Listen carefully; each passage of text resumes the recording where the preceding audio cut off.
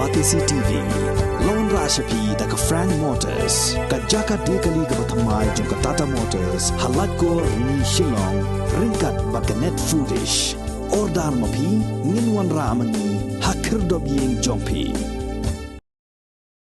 Kumba Saupo na Sispa na ki jing Trei ya ka jing dorbar thawan ka pathamai ki dei ki kam ki baka company ka Trei kala ai kontrak shaway bat ya kani la pentep do menteri sarkar ba pej ya katnat PWD building uba dasa khiat lamarie ha ka jing kren begila pathai kubor ha ka arp sau Trei jemang arhajar arpuar uba dasa khiat ulaong ba ka don ka jing te ha ka jing soi ba ka company kala ban ai kam linkhon la ni sub contract shaki wei pat ki kontraktor ni ki company tang sau pho nak sispa bat imat uloong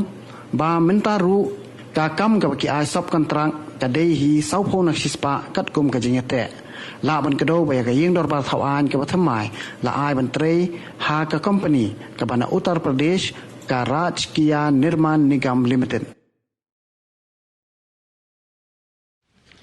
Basically it's allowed, but there is a few amount of percentage that's allowed. So in this particular project, 40% of the project is allowed to, subcontract it to a different company for the construction. 40%. Now how much they are doing? They do 40% as per their given.